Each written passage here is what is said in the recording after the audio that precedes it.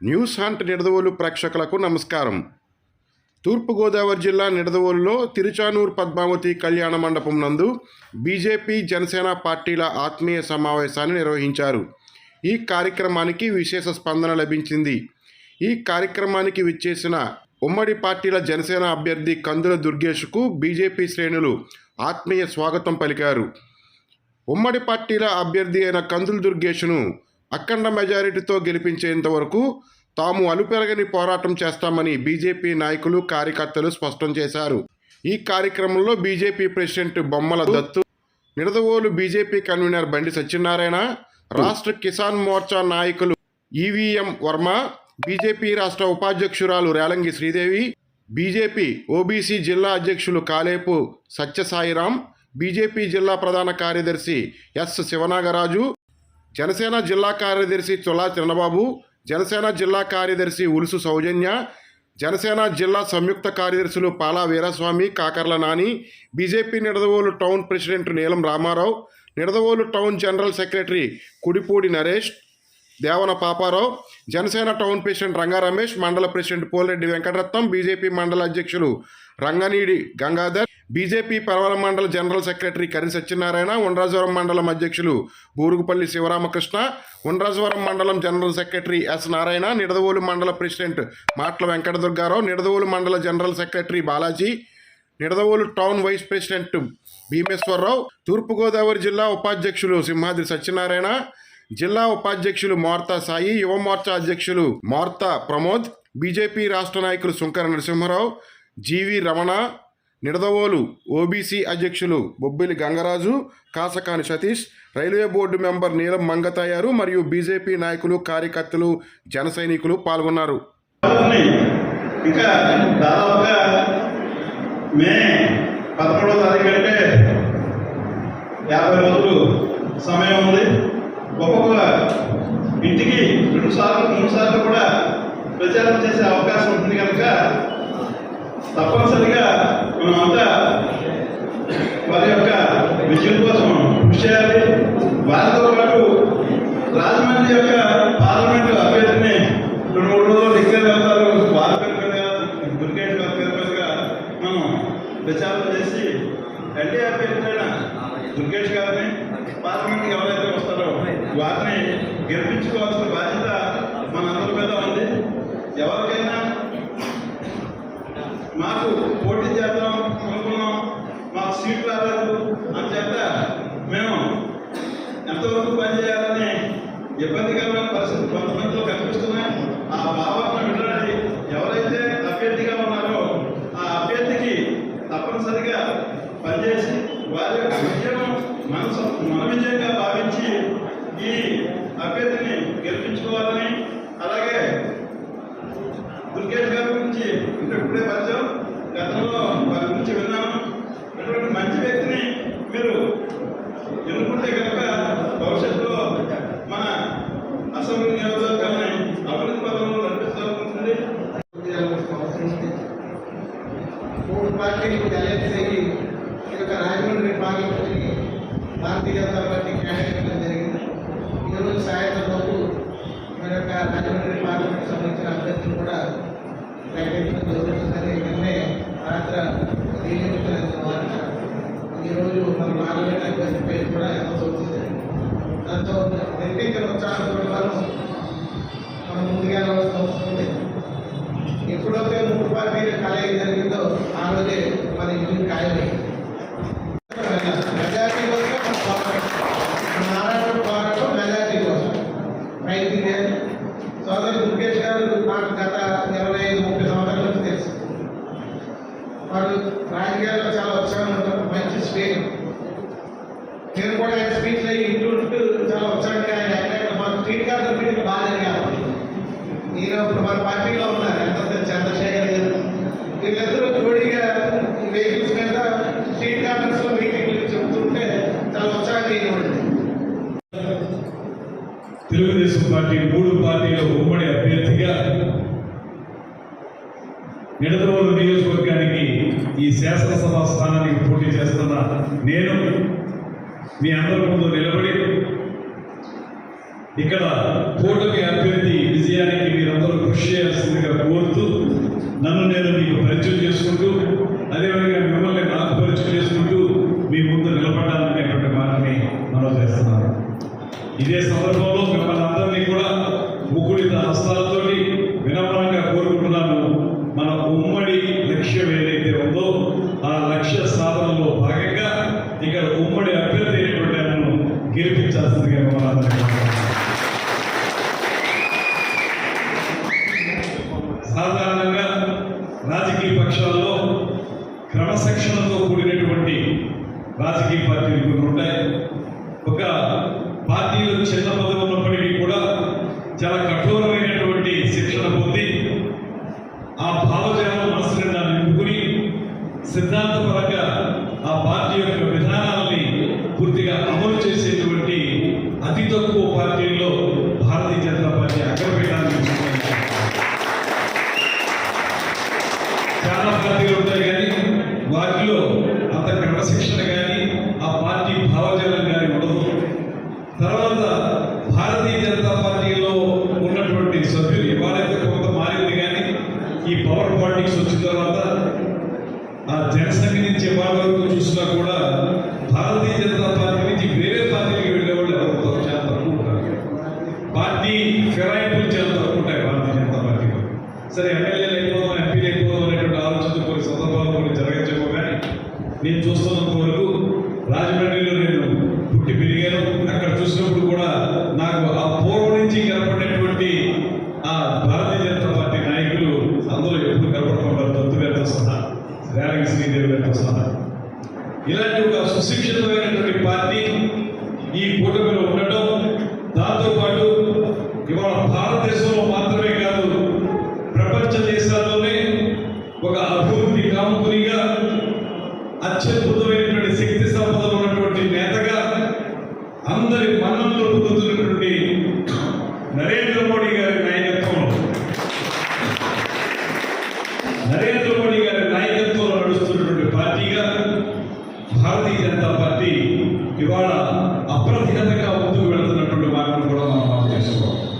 ఎక్కడైనా రాష్ట్ర స్థాయిలో కొన్ని ఇబ్బందులు ఉండొచ్చేమో, కానీ సెంటర్లో మాత్రం 100% ఎన్డీఏ గవర్నమెంట్ వస్తుందనేటువంటి మాట అన్ని చోట్ల కనబడతా ఉంది.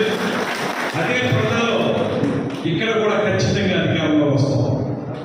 ఆంధ్రప్రదేశ్లో కూడా డబుల్ ఇంజిన్ సర్కార్ అనేటువంటి మాట నరేంద్ర మోడీ గారు చాలా ఎక్కువగా చెప్తూ ఉంటారు, అమిత్ షా గారు. డబుల్ ఇంజిన్ సర్కార్కి సరైనటువంటి మార్గం ఇప్పుడు ఏర్పడింది.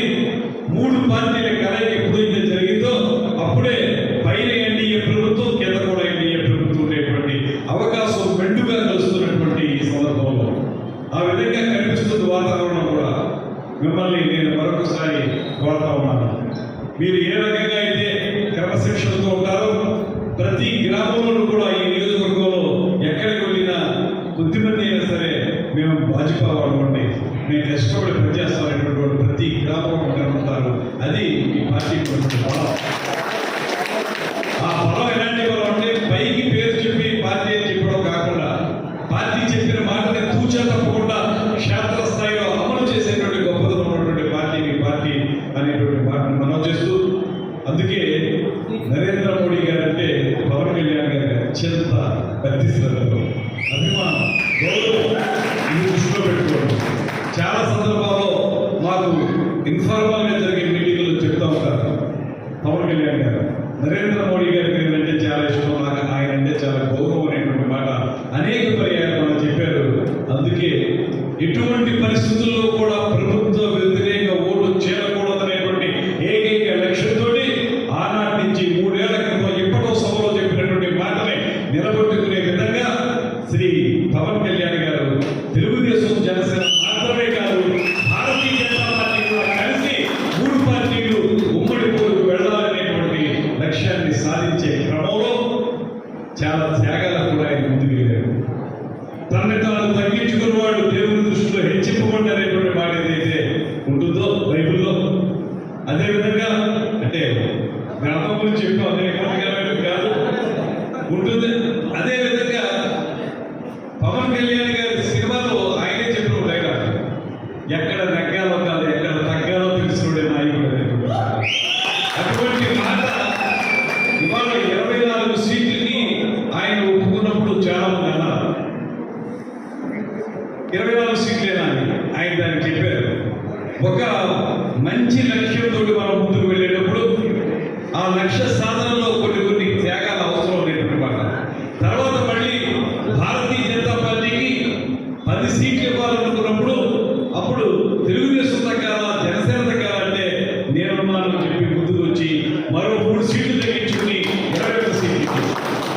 మూడు పోటీ చేయాలనుకున్నప్పుడు అక్కడ కొంచెం అడ్జస్ట్మెంట్ చేయాలంటే మూడు కాదు రెండుకే ఒప్పుకుంటారనేటువంటి వారితో కూడా ముందు కూర్చున్న నాయకుడు పవన్ కళ్యాణ్ గారు.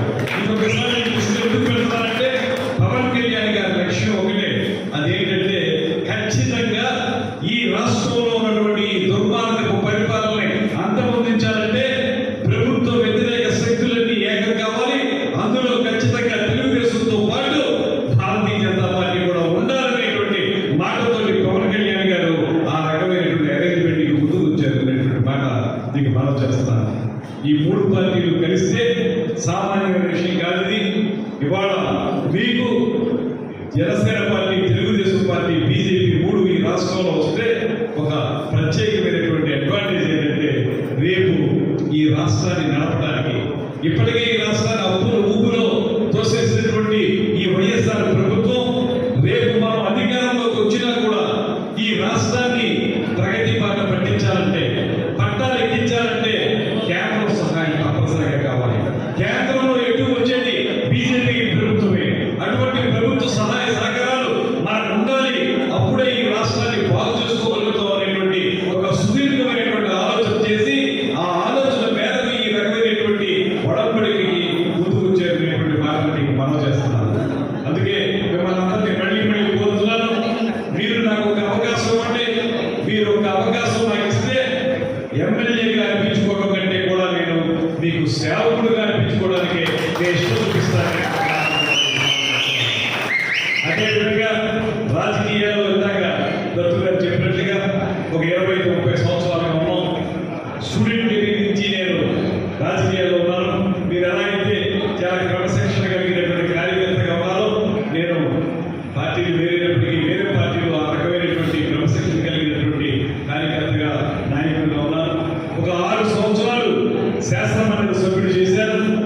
6 సంవత్సరాలు శాసనమండలి సభ్యుడు చేసినప్పుడు రాజమండ్రి రూరల్ నియోజకవర్గాన్ని అన్ని విధాలుగా అధికార పార్టీ శాసనమండలి సభ్యుడు కనుక రాజమండ్రి రూరల్ నియోజకవర్గాన్ని అభివృద్ధి చేసే విషయంలో కానీ, సంక్షేమాలు అందించేటువంటి విషయంలో కానీ చాలా ప్రత్యేక శ్రద్ధ తీసుకున్నాను. అదే సమయంలో ఎక్కడ ఒక్క రూపాయి అవినీతికి తాను ఇవ్వకుండా నేను 6 సంవత్సరాలు గడిపాననేటువంటి మాటను కూడా మీ అందరూ గుర్తుంచుకున్నాను. నిజాయితీకి, అదేవిధంగా అభివృద్ధికి, సంక్షేమాన్ని మూడింటిని కూడా సమపాలలో రంగరించి అన్నింటితో కలిపి నేను నా రాజకీయ జీవిత ప్రయాణాన్ని కొనసాగిస్తున్నాననేటువంటి మాటను కూడా మీకు మనం చేస్తూ, అందుకే ఎడదవోలు నియోజకవర్గం విషయంలో రాజమండ్రి రోడ్డు నాకు టికెట్ ఇవ్వాలి. కానీ ఎప్పుడైతే ఈ పార్టీల ఒప్పందం ఇలా జరిగిందో, రాజమండ్రిలో సిట్టింగ్ ఎమ్మెల్యేగా ఉన్నటువంటి బుచ్చే చౌదరి గారికి ఆ సీటు ఇవ్వాల్సినటువంటి పరిస్థితుల్లో నాకు సీటు ఉండదేమో అనుకున్న సందర్భంలో కూడా ఒక విషయం అయితే చెప్తారు. పవన్ కళ్యాణ్ గారు నన్ను గట్టిగా నమ్మారు కనుక చాలా మందికి సీట్ లేకపోతే లేదని చెప్పేశారు. కానీ దుర్గేష్కి రాజమండ్రి రూరల్లో ఇవ్వలేకపోయినా ఎక్కడో ఒక మంచి నియోజకవర్గంలో ఇవ్వాలనేటువంటి ఆలోచనతోటి నన్ను నిడదలో పంపించారనేటువంటి మాటను కూడా ఇవాళ జనసేన పార్టీ తరపునటువంటి కీలకమైన నేతలు ఒక 5-6 ఉంటే ఆ 5-6 కూడా నేను ఉన్నాననేటువంటి మాట మనం చేస్తున్నాను. ఎందుకు ఈ ఉపోద్ఘాతం చెప్తున్నానంటే రేపొద్దున మీరు అందరూ నన్ను నిర్ణయిస్తే జనసేన పార్టీ తరపున కీలకమైన వ్యక్తిగా ఈ నియోజకవర్గాన్ని గతంలో ఎవరో అభివృద్ధి చేయనంత అద్భుతంగా అభివృద్ధి చేయడానికి నాకు అవకాశాలు లభిస్తాయనేటువంటి మాట కూడా నేను మనం చేస్తున్నాను. అందుకే మీ అందరినీ కూడా మరొక పర్యాయం కోరుతున్నాను. మీరందరూ సహకరించండి.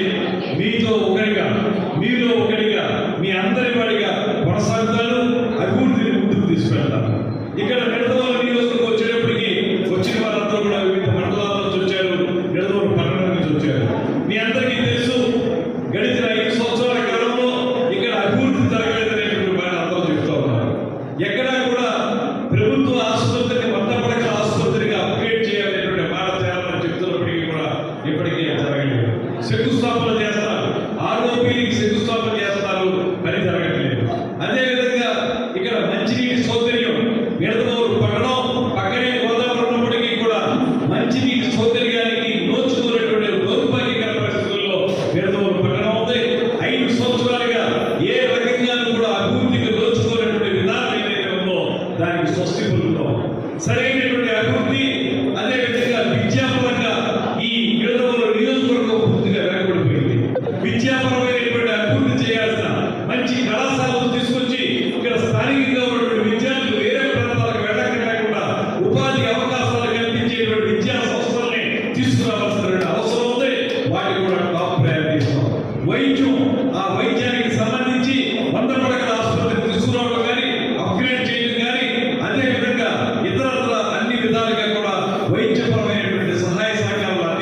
విధంగా అభివృద్ధి చేయాల్సి ఉంది. దానికి కూడా ప్రయారిటీ ఇచ్చి అన్ని విధాలుగా కూడా నిడదవోలు నియోజకవర్గాన్ని సర్వతోముఖంగా అభివృద్ధి చేయడానికి దీక్షాగా గణపతులమై ఉన్నాం మనం. 3 పార్టీలు అనేటువంటి మాటలు కూడా మీకు మనం చేస్తూ ఇక ముఖ్యమైనటువంటి విషయం చెప్పాలి. తెలుగుదేశం, జనసేన, భారతీయ జనతా పార్టీ ఈ 3 కలిసి ఇవాళ ఒక వేదిక మీదకి వచ్చి ఎన్నికల్లో పోటీ చేస్తున్నటువంటి సందర్భంలో మీ అందరికీ కూడా చిన్న చిన్న అనుమానాలు ఉంటాయి. అదేంటంటే రేపు పొద్దున్న దుర్గేష్ అనేవాడు జనసేన పార్టీకి చెందిన వ్యక్తి కనుక జనసేనకే ప్రాధాన్యత ఉంటుందా, ప్రతిభా పార్టీకి ఉంటుందా? ఒక్కటే మీకు మనం చేస్తున్నాను. ఎప్పుడైతే మనం కూటమిగా కలిసామో, పవన్ కళ్యాణ్ గారు ఎప్పుడైతే తన స్థానాన్ని త్యాగం చేసి మరి కూటమి నిలబెట్టడానికి ప్రయత్నించారో అదే త్యాగ నిరతిని కింద వరకు మేము కూడా కొనసాగిస్తాం. మా నియోజకవర్గంలో మా కార్యకర్తలతో పాటు, మా నాయకులతో పాటు భారతీయ జనతా పార్టీ నాయకులకి, కార్యకర్తలకి, తెలుగుదేశం పార్టీ కార్యకర్తలకి, నాయకులకి కూడా సమానమైనటువంటి ప్రాతినిధ్యం కల్పించడానికి కృషి చేస్తారనేటువంటి మాటను కూడా ఈ సందర్భంగా మీకు మనం చేస్తున్నాను. ఏ పొరపక్షాలు పెట్టుకోకండి దయచేసి. చిన్న చిన్న ఇబ్బందులు వస్తాయి. అక్కడ వాళ్ళు ముందుకెళ్ళారు, వీళ్ళు వెనకాల పోయారు, వీళ్ళు ముందుకెళ్ళారు, వాళ్ళు రాలేకపోయారు అనేటువంటి భావన ఎవరు పెట్టుకోవద్దు. మన అంతిమ లక్ష్యం, మన ఉమ్మడి లక్ష్యం ఈ దుష్ట దుర్మార్గ ప్రభుత్వాన్ని అంతమొందించడం, దాని స్థానే ఎన్డీఏ ప్రభుత్వాన్ని తీసుకురావడమే మన కామన్ ఎజెండా కనుక ఆ ఎజెండాని సాకారం చేసుకోవడానికి, ఆ లక్ష్యాన్ని సాధించుకోవడానికి మనందరూ సమైక్య శక్తిగా కృషి చేద్దామనేటువంటి విన్నపాన్ని మీ అందరికీ చేసుకుంటున్నాను. ఆ రకంగా మనందరం కూడా ముందుకు వెళదామనేటువంటి వాటిని మరొకసారి తెలియజేసుకుంటూ మహిళా మద్దతులు కూడా చాలా పెద్ద సంఖ్యలో వచ్చారు. వారందరికీ కూడా ప్రత్యేకంగా నమస్సులు తెలియజేస్తున్నాను. ఎందువల్లంటే ఎన్నికల సమయంలో ఖచ్చితంగా చాలా సమర్థవంతంగా, ప్రభావశీలంగా పనిచేయగలిగేది మహిళలు మాత్రమే. మహిళలు పెద్ద ఎత్తున మార్పు తీసుకురాగలుగుతారు. ఆ మార్పు మీలాగా పూర్తిగా భావజాలను వంటపట్టించుకున్నటువంటి మీ వల్లే జరుగుతుంది కనుక మీరు పెద్ద పాత్ర పోషించవలసిందిగా, అదేవిధంగా మీ చుట్టుపక్కల ఉన్నటువంటి కుటుంబాల వాళ్ళందరినీ మార్చి తద్వారా మన పార్టీ, ఉమ్మడి పార్టీ అభ్యర్థిని గెలిపించాల్సిందిగా మిమ్మల్ని అందరినీ కోరుతూ, అదేవిధంగా పురుషులు, యువశక్తి, తెలుగుదేశం ఇలా డయాబెటిస్ స్పీకర్ కావాల్సిందిగా కోరుతున్నాం.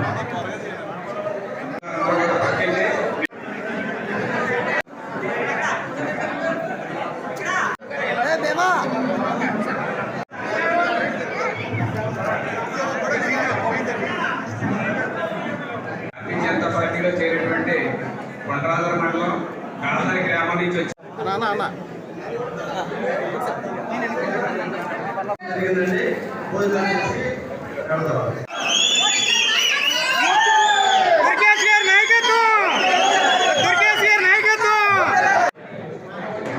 भारत माता की, भारत माता की, भारत माता की, वंदे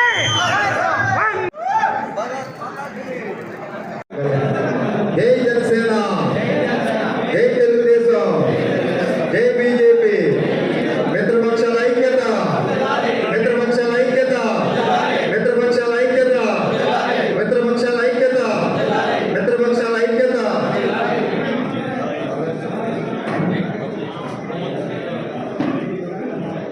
ఈరోజు మన ఉమ్మడి పశ్చిమ గోదావరి జిల్లా కందులు దుర్గేష్ గారిని అభినందించడానికి చేసిన భారతీయ జనతా పార్టీ